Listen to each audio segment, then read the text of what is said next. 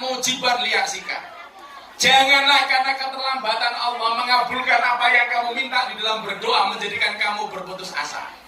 Kan kita tuh sering ya, kalau minta sama Allah kemudian tidak dikabulkan, kita merasa sakit hati. Ini Gusti Allah kita nana orang aku tewangi ngaji, tuku tiket $70. Ya? Jangan kemudian ketika kita minta sama Allah belum dikabulkan, mujiban liyaksika. Kita menjadi berputus asa. Makanya larangan berputus asa itu dalam Al-Quran bahasanya apa? Wala tai'asu min rauhillah. Loh, ini ayat. Ini ayat loh, betul? Ini bukan misu. Wala tai'asu min rauhillah. Tapi please, kalau kamu bilang wala tai'asu jangan lihat wajah saya ya. Saya kasih contoh kemudian.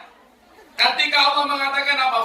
Ketika Ibnu Athaillah mengatakan apa? Fa'waddu minalaka al-ijabah. Yakin saja doamu itu dijamin oleh Allah akan dikabulkan. Tapi ingat, sesuai pilihan Allah bukan pilihanmu. Waktunya menurut Allah bukan menurutmu. Sakarepe Allah ora sakarepmu. Rungokno kupingmu.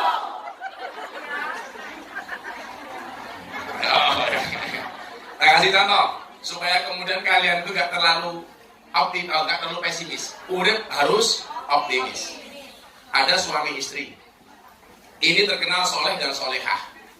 Kalian harus bisa membedakan antara alim dan soleh. Alim itu cerdas, soleh itu akhlak.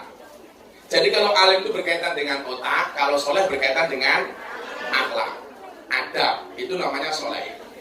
Jadi banyak orang alim tapi tidak soleh. Contohnya apa? Orang yang makan uangnya rakyat. Itu dia pinter tapi tidak soleh. Makanya kemarin sopir saya marah ketika jalan pengajian di Malang, jalannya jelek. Dia bilang, ini yang rusak jalan itu sopir truk gandengan. Truk gandengan, saya jawab salah. Yang rusak jalan itu bukan truk gandengan, tapi mobil mewah. Loh kok bisa, Pak? Bisa. Karena uang yang seharusnya untuk membangun jalan malah diuntal pejabat, yaitu mobil mewah. Makanya jalannya rusak. Kaca kemarin ngaji. Suami istri ini soleh dan solehah, tapi miskinnya minta ampun. Kere kuadrat. Kere kuadrat. Akhirnya apa? Satu malam ketika sholat tahajud selesai, istrinya bilang, Mas, jenengan bilang wong soleh kok. Mbok sekali-kali ndonga karo Gusti Allah njaluk sugih iki ngopo lho. Titik ra apa-apa, aku yo pengen ngrasake enake urip kok. Masa aku kalah karo cacah Hongkong kae. Akhirnya mergo dirayu karo sing wedok. Kalian tahu ya, perempuan laki-laki itu lemahnya sebenarnya di mata. Kalau perempuan lemahnya di telinga. Makanya jenengan delok, lek wong wedok iki ketemu wong lanang pinter ngerayu mesti takut. Tapi lek wong lanang niku takuke di mata. Makanya ndelok barang api titik, wah. Itulah suami kurang ajar. Kalau lihat anak di jalan, ingat dengan anak di rumah. Tapi kalau lihat cewek di jalan, lupa dengan istri. Aku enggak ngebun.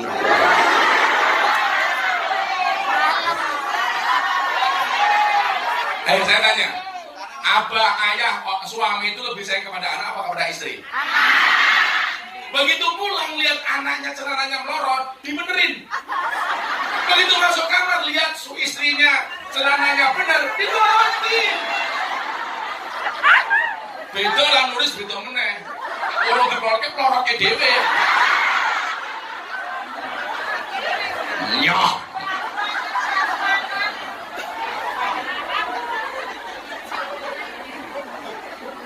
Akhirnya apa? Suaminya ini ngajak istrinya sholat hajat. Allahu Akbar. Maka kalau bisa, sampean selama di sini kan kalau malam majikannya belum bangun tuh sebelum subuh. Sholatlah 11 rakaat. 11 rakaat itu perinciannya apa? 8 tahajud hajat, 2, 2, 2, 2, yang 3 witir. Itu biasa dilakukan oleh Kanjeng Nabi sepanjang tahun. Orang-orang seperti ini komunikasinya dengan Allah VVIP. Ibarat lewat jalan tol. Apapun yang kamu minta pasti dikasih. Tenang. Kok kamu khawatir suaminya di rumah direbut sama orang? Kamu gampang saja, ya Allah, yang merebut suami saya, cabut saja ya Allah nyawanya. Kenapa? Karena saya nggak mau ribut ya Allah.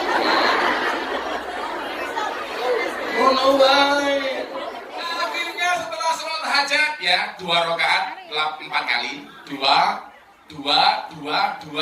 tambah 3 gitu. 2 yang 4 kali ini bisa tahajud semua, bisa hajat, bisa tobat, bisa sholat apa? Sholat hajat, hajat atau bukan tidak tahajud, hajat atau tasbih. Yang 3 witir. Gue mau lakoni bernisu. Kamu pulang pasti akan dapat kejutan dari Allah. Apapun itu. Akhirnya apa? Dia berdoa, ya Allah, saya ingin membahagiakan istri saya. Ingat, istri yang baik itu istri yang siap diajak menderita oleh suaminya, betul? Tapi ingat, suami yang baik tidak akan pernah mengajak istrinya menderita. Allah balas kulo masuk. Langsung bikin status kirim ke bojone ning omah. Istri yang baik siap diajak menderita oleh suaminya, dan suami yang baik tidak mungkin mengajak istrinya menderita. Saya tanya, Tuhan, kenapa sih saya harus minta tolong kepada Barat untuk minta didoakan? Makanya kadang-kadang begini, kalau kita punya masalah nggak selesai, kenapa kita harus minta doa orang lain? Karena kita nggak pernah tahu dari mulut siapa doa itu dikabulkan. Maka jangan pernah menghina, walaupun dia cuma pengemis di pinggir jalan, kamu kasih nyoh. Jangan ketika dia mengatakan mudah-mudahan panjang umur, bisa jadi yang diterima oleh Allah itu justru doa pengemis. Makanya jangan meremehkan, hati-hati. Akhirnya apa? Musa bertanya kepada Allah, Tuhan, kenapa harus minta sama dia? Apa kata Allah? Innahu yudhibuni fil yaumi salasa marrat. Karena bareng itu sehari membuat saya ketawa 3 kali. Jadi Allah ini ternyata iso diajak guyon. Mila kadang-kadang ngomong aja sepaneng. Kalau guyon baik. Ya Allah, kalau dia jodohku, jadikan dia suamiku ya Allah. Namun bila dia bukan jodohku, boleh dicek lagi ya Allah.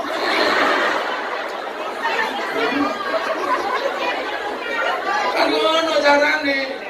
Guyon wae. Ya Allah, mudah-mudahan bulan depan nambah gaji ya Allah. Please deh. Ya Allah, mudah-mudahan saya termasuk ahli waris majikan saya ya Allah.